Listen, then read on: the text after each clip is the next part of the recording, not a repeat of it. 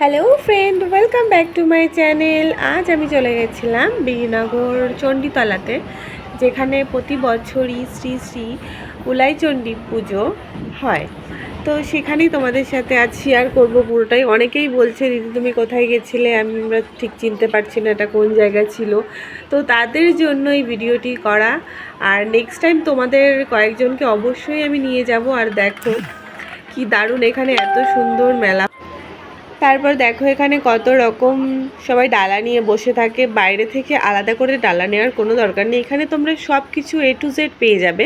আর এত সুন্দর মেলা, হয়তো আগে তোমরা সেরকম দেখেছো নাকি আমার ঠিক জানা নেই, বাট এখানে কিন্তু প্রচুর পরিমাণ লোক হয়। আর রাত 12টার থেকেই প্রায় লোক শুরু হয়ে যায়।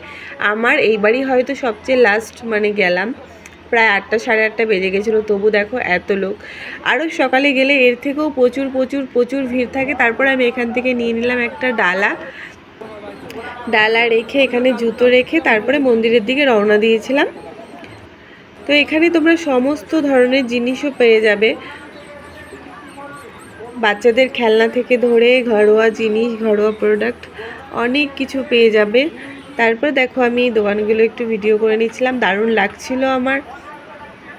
আরেকটা কথা, তোমরা যদি এখানে কেউ আসো তোমাদের মন অবশ্যই ভীষণ ভালো লাগবে। আর দেখো যত সামনের দিকে যাচ্ছি ততই কিন্তু ভিড় আর ভিড়, মানুষের ভিড়। আমরা এখানে পুজো দিতে গেলাম, তো সামনেই মন্দির। তো চলো তোমাদেরকে দেখাই আগে মন্দিরটা, তারপর বলছি।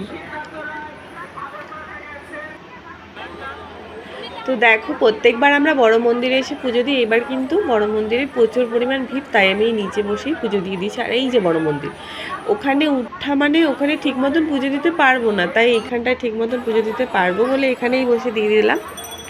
আর বড় মন্দিরে আমি এমনি টাইমে গেলে অনেকবার পুজো দিয়েছি, অনেকবার পুজো দিও, যার জন্য কোনো তাড়া ছিল না, নিচে বসেই একটা ভালো ব্রাহ্মণ দিয়ে পুজো দিয়ে দিলাম।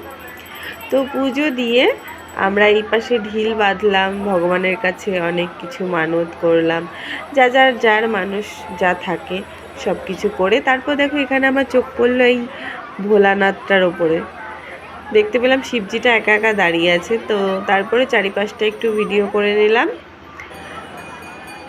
আর এদিকটায় ছিল ধূপকাঠি মোমবাতি জ্বালানোর জায়গা, তো এখানটায় এসে আবার ধূপকাঠি মোমবাতিগুলো জ্বালিয়ে দিলাম পুজোর শেষে। তারপর পুজো দিয়ে চলে গেলাম ওই ভোলা বাবার কাছে। তো ওনার সাথে একটু ফটো তুললাম, এনাকে কিছু টাকা দিলাম, হেল্প করলাম। তারপরে কিন্তু আমি চলে আসলাম এখানে ঢিল বেঁধে দেখলাম এখানে মনে হয় যত সম্ভব পাঠা বলি হয়েছিল, সেই জায়গাটা রয়েছে। এখান থেকে অনেক আবার রক্ত পড়ছে। তো আমি যখন বেরিয়ে আসছি তখন আবার এই ছাগলটাকে নিয়ে এরা খুব নাচানাচি করতে করতে যাচ্ছে। এই পাঠাটা আজ হচ্ছে বলি হবে। তো এতক্ষণ আর দাঁড়ানোর আমার টাইম ছিল না, যার জন্য আমি আর ওই দিকটা আর গেলাম না, আমাদেরকে বাড়িতেও রওনা দিতে হবে, তার জন্য কিন্তু আমি তাড়াতাড়ি বেরিয়ে এসেছি ওখান থেকে।